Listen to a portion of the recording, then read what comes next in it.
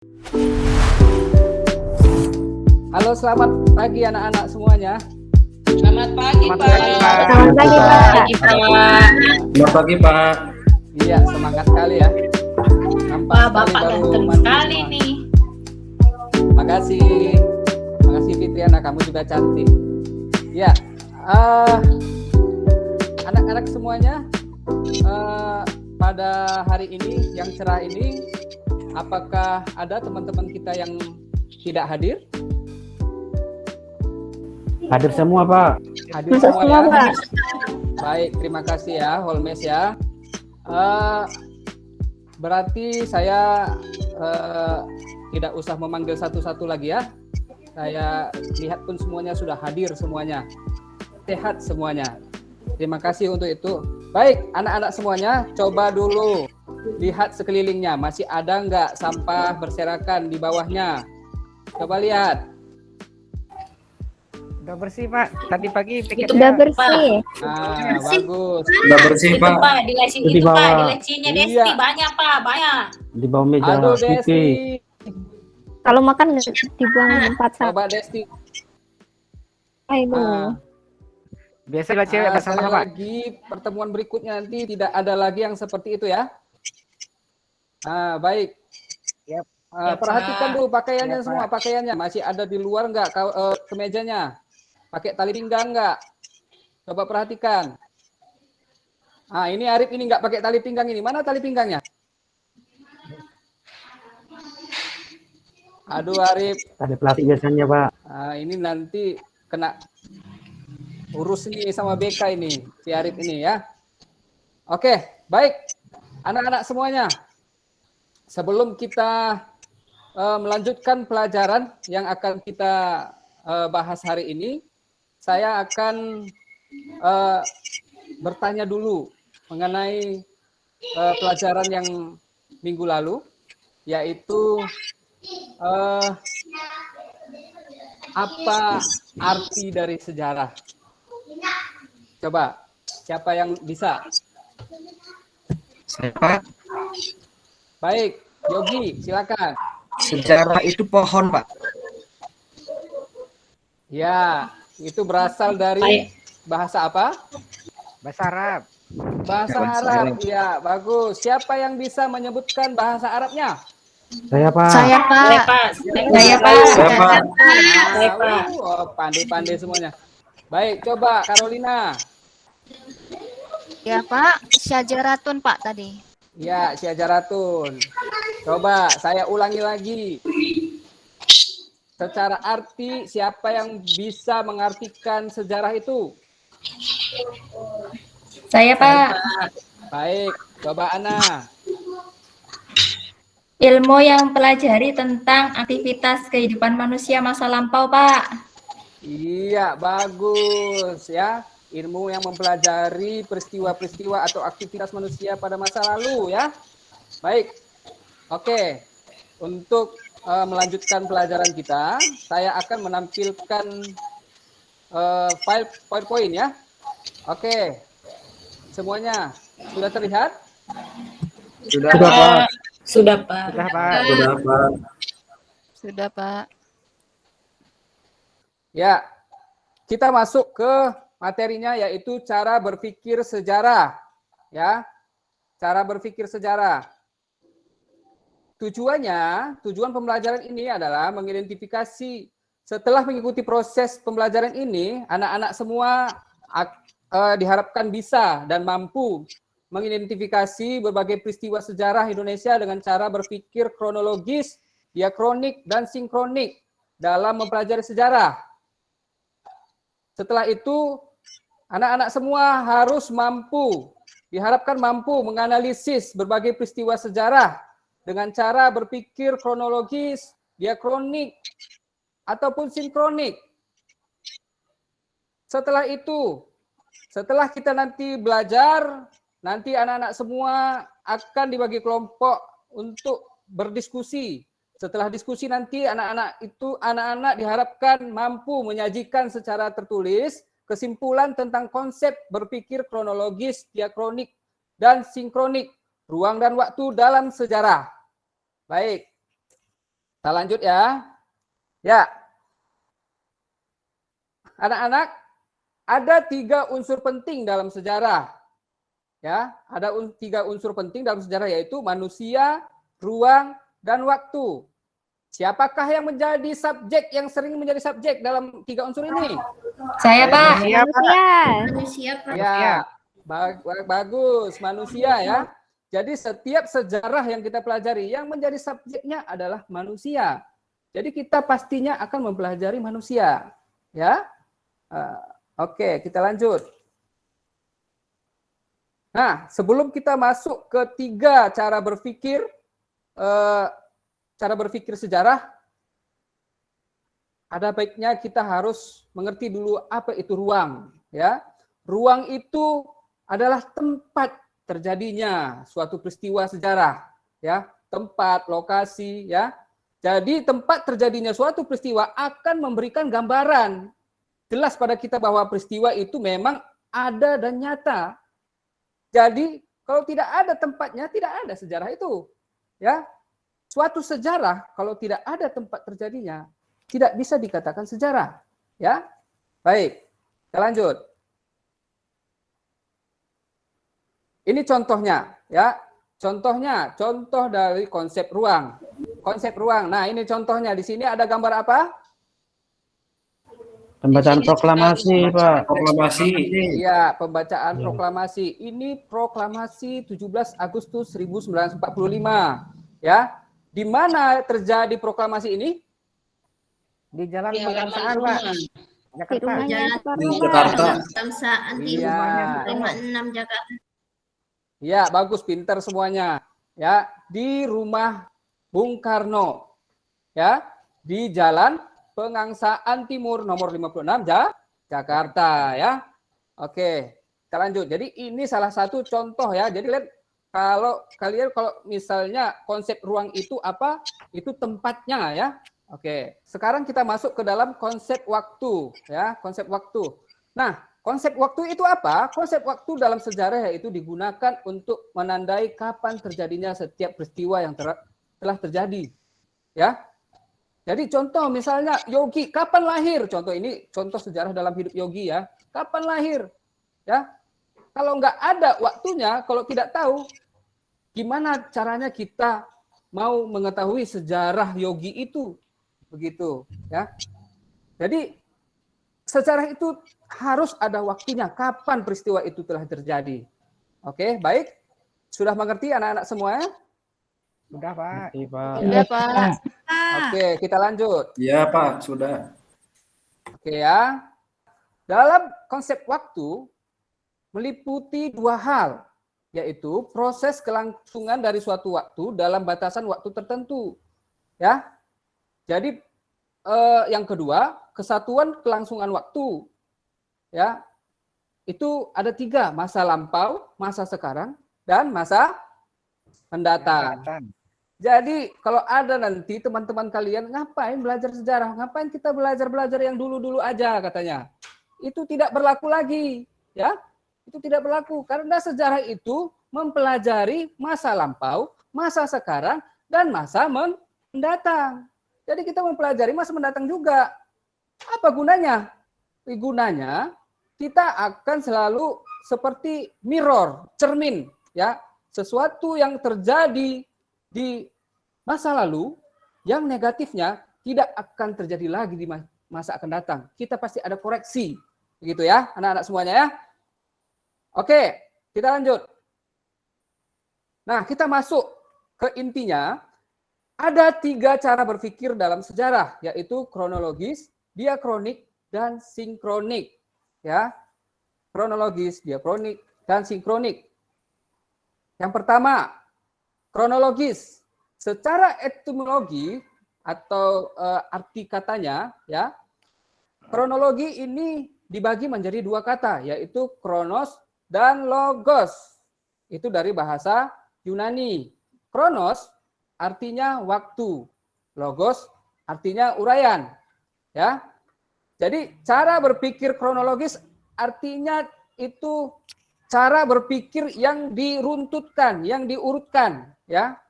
Jadi kita akan membabaki peristiwa-peristiwa sejarah. Kita akan menurutkan peristiwa-peristiwa sejarah. Itu cara berpikir kronologis. Baik. Berikutnya cara berpikir diakronik. Cara berpikir diakronik ini hampir sama dengan kronologis, ya. Secara etimologi, diakronik dibagi menjadi dua kata, yaitu dia dan kronos. Dia itu dalam bahasa Yunani melampaui, melalui, atau melintasi. Kalau kronos itu waktu, ya. Jadi diakronik berpikir suatu peristiwa yang berhubungan dengan peristiwa-peristiwa sebelumnya dan tidak dapat berdiri sendiri atau timbul secara tiba-tiba, sebab sejarah meneliti gejala-gejala yang memanjang dalam waktu, tetapi dalam ruang yang terbatas. Jadi kalau diakronik ini dia manjang, ya, manjang dalam waktu, dari tahun sekian ke tahun sekian begitu, ya, tapi terbatas di dalam ruang, ya, terbatas dalam ruang. Oke, baik, contohnya, ya, contohnya kita lihat contohnya. Contohnya ini, ya, udah nampak anak-anak semuanya? Nampak, Pak. Nampak, Pak. Ya, nampak, ya. Oke, Sudah, di Pak. sini kita ambil aja dulu dari penduduk, mulai dari penduduk Jepang lah, misalnya penduduk Jepang dari tahun sekian-sekian, baru kemerdekaan, revolusi, Orde Lama, Orde Baru, dan reformasi. Ini hanya contoh aja ya, walaupun nanti ada di situ yang tidak ditampilkan. Oke, ini contohnya. Kita membabak-babakin, kita menyusun waktu dari awal secara tersusun sampai akhirnya, ya. Itu ini contohnya. Anak-anak semuanya, siapa coba yang bisa memberikan contoh yang lain? Siapa? Saya, Pak. Baik. Vera, coba. Iya, peristiwa perang di Ponorogo, Pak, termasuk dalam diakronik, Pak. Karena berlangsung dari tahun 1925 sampai 1930. Ya, itu diakronik. Baik. Siapa lagi yang bisa? Contoh Saya, Pak. seperti, ya, siapa? Si Untuk Ana, yang- coba. Si Yeni. Ya, Ha. untuk yang sinkronik ya, Pak. Maaf. Yang Ya, diakronik, Oh, yang diakronik dulu. Itu tentang Perang Aceh, Pak. Itu kan juga Ya. ada rentang waktunya. Baik, betul. Ya. Ya, jadi kalian ini memang semua anak-anak pintar semua, ya.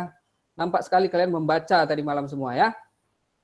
Oke, selanjutnya cara berpikir sinkronik, ya. Cara berpikir sinkronik secara etimologi, sinkronik ini, maaf ya, ini salah ketik Bapak, ya. Secara etimologi, sinkronik dibagi menjadi dua kata, ya, yaitu sin dan kronos. Sin itu berarti dengan, kronos itu artinya waktu. Jadi pengertian berpikir sinkronis dalam sejarah adalah mempelajari atau mengkaji struktur atau karakter suatu peristiwa sejarah dalam kurun waktu tertentu atau dibatasi oleh waktu. Jadi dia meluas, bukan memanjang seperti diakronik kronologis tadi. Ya, kalau ini dia meluas, tapi terbatas oleh waktu. Nah, ya, itu perbedaannya, ya. Jadi menurut Kunto Wijoyo, ya, sejarah akan menjadi ilmu yang bersifat sinkronik ketika sejarah bersentuhan dengan ilmu sosial lain seperti sosiologi, antropologi, politik, dan ekonomi. Jadi yang dibahas di situ ketika terjadi suatu peristiwa, ya, ada pengaruh sosialnya, ada pengaruh politiknya di peristiwa itu. Itu yang dibahas secara horizontal. Begitu. Paham ya anak-anak semuanya, ya? Paham, Pak. Baik. Saya, Bapak kasih contoh. Di sini, ya, contoh berpikir sinkronik. Ya, kasih satu contoh. Sejarah proklamasi 17 Agustus 1945. Ya, di mana yang kita pikirkan di situ adalah siapa yang membaca, siapa saja yang hadir, di mana pembacaannya, bagaimana situasi politik pada masa itu. Nah, itu yang dibahas di sejarahnya itu. Jadi dia secara horizontal. Coba saya tunjuk satu, Boleh, Pak? Baik. Saya, Pak. Yeni, coba. Yeni ini dari tadi ini sangat pintar ini. Ayo. Ya, untuk yang cara berpikir sinkronik itu tentang kondisi sosial ekonomi Kerajaan Mataram mungkin Pak. Bagus. Ya, betul. Contoh lainnya seperti G30 SPKI.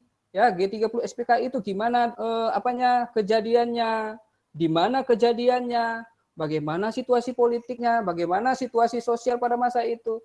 Nah, itu. Ya, sudah paham semuanya anak-anak?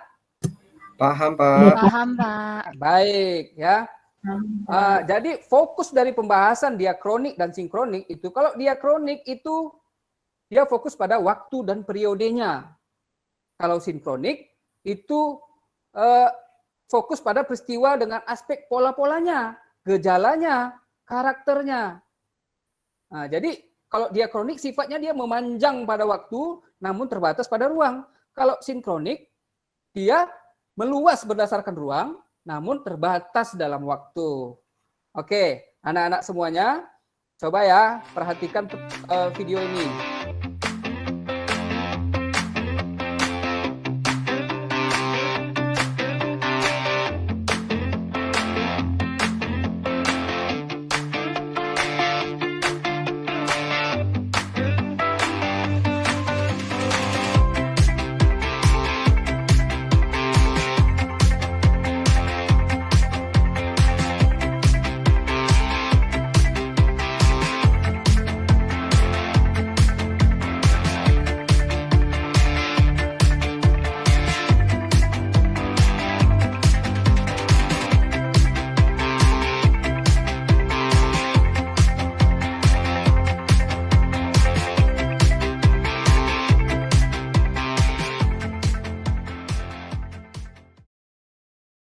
Coba saya tanya dulu kepada kalian semua, siapa yang bisa menjawab? Itu salah satu cara berpikir apa?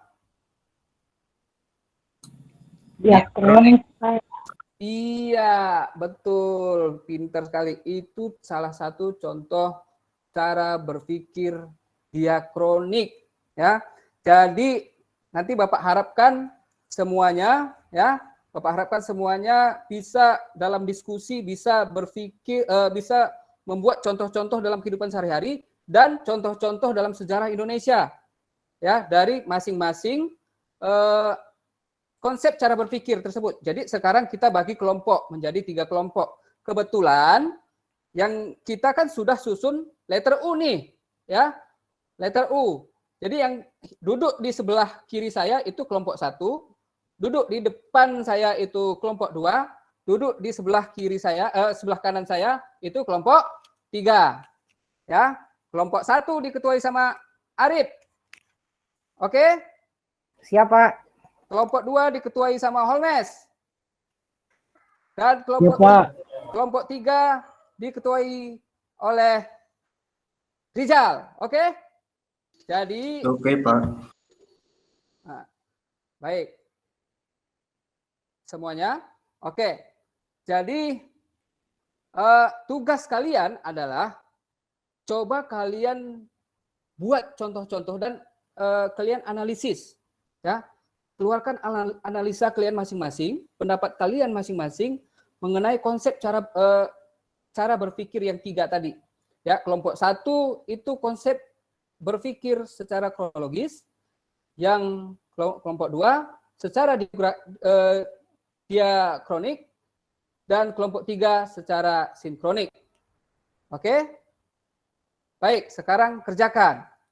Sudah, Pak. Ya, coba kelompok 1 Ya, Pak. presentasikan. Ya, Pak. Kelompok 1 berpikir kronologis. Jadi Ya. kemampuan berpikir secara relatif, secara runtut, Pak, dalam berhubungan dengan ruang dan waktu, Pak. Baik, coba kelompok 2 dan kelompok 3 tanggapi apa yang telah dipresentasikan kelompok 1. Ya Pak, mengenai berpikir sinkronik, bisa ini bertanya ya Pak? Ya, bisa. Nanti akan kita diskusikan, ya. Untuk kelompok 1, ini bingung saya Pak, mengenai gambaran, mengenai contoh daripada sinkronik. Sinkronik itu kelompok 3 itu ya. Oke. Kelompok 3. Ya yang sinkronik itu memanjang dalam itu Pak ya. Waktu Memanjang menyebut dalam ruangan. Memanjang dalam Itu ruang. itu meluas ya, Dalam ruang. Oke. Baik. Oke, semuanya terima kasih atas diskusinya ya. Diskusinya kelompok 1, kelompok 2 dan kelompok 3 sudah bagus ya. Ditingkatkan lagi ya. Ada yang bertanya? Sudah jelas, Pak. Sudah jelas. Baik. Oke. Sebelum kita menutup pertemuan kita, ini ada sedikit kuis ya. Ada sedikit kuis. Coba semuanya, kemarin saya sudah suruh download Kahoot ya. Kita main game dulu nih, main game. Sudah, Pak. Baik. Udah kelihatan semuanya? Sudah, Pak. Pak. Ya Pak, sudah. Ya, kelihatan semuanya Pak. ya. Apakah ada masalah jaringan? Tidak. Baik, kalau sudah kelihatan semua, coba masukkan kode PIN-nya, game PIN-nya. Maaf Pak, jaringan saya bermasalah Pak. Ya, nggak apa-apa, yang lain aja. Maaf Pak, paket saya udah mau habis Pak. Aduh, jadi paket yang dikasih pemerintah itu digunakan untuk apa ini? Pak, dipakai medsos. Oke. Kelihatan ya? Sudah Pak. Oke. Sudah ada Ana, Desti, Rev ini siapa ini? Yogi. Ya, kita mulai ya. Pak, Rip saya, Pak. Ya, sudah apa ya? Sudah kelihatan ya layarnya ya? Kita mulai ya. Sudah. Siap, Pak. Ya.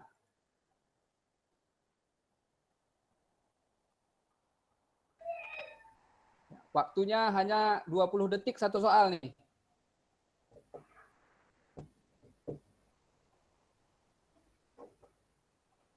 Ayo langsung jawab, pilih mana? 17 Agustus, Pak. Langsung di Ya, langsung diklik di sini. Oke, sudah.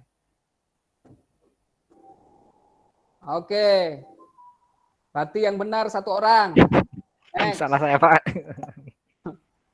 Next. Oke, Ana, peringkat pertama.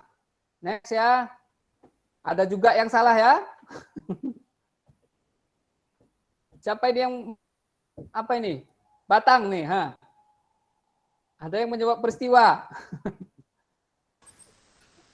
Oke. Pak, jaringan saya error, Pak. Oh, jaringan ya. Aduh, itu memang kendala kita ya. Oke, lanjut. Soal Belum ketiga. bisa masuk, Mbak. Lanjut.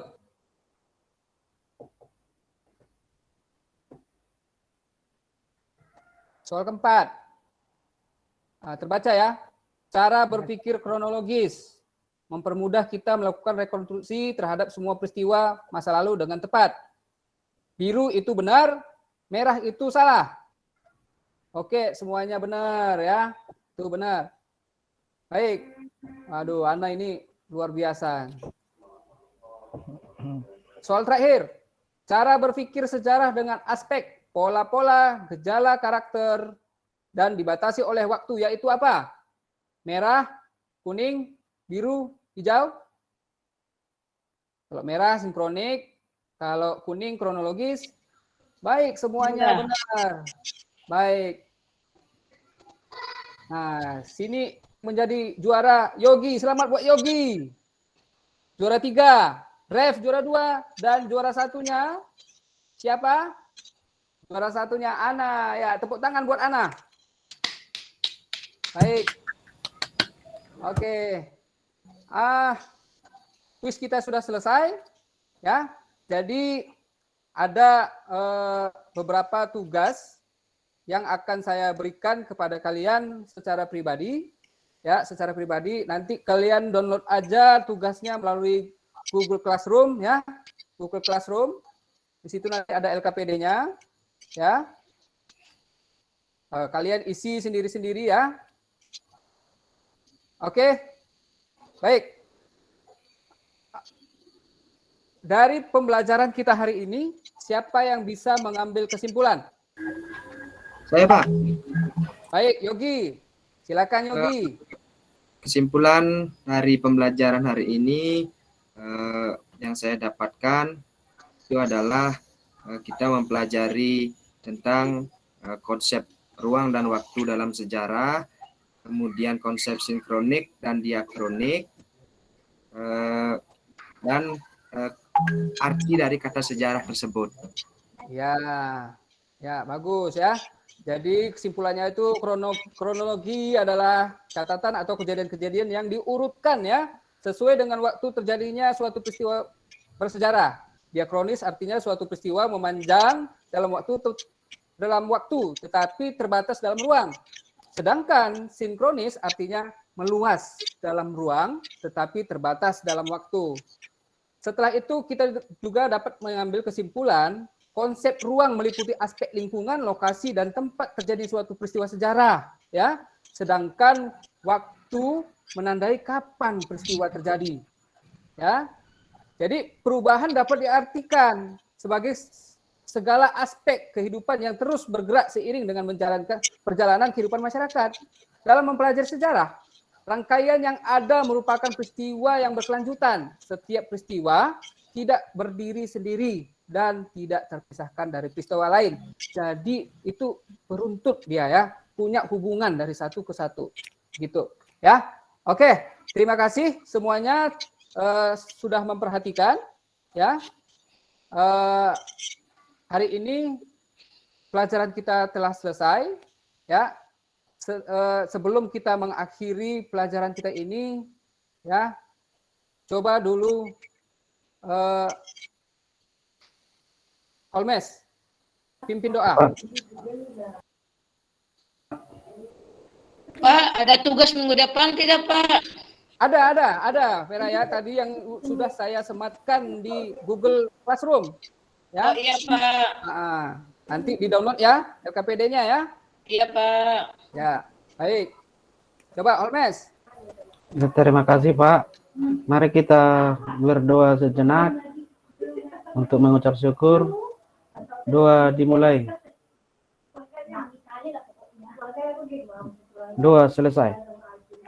Baik, terima kasih ya.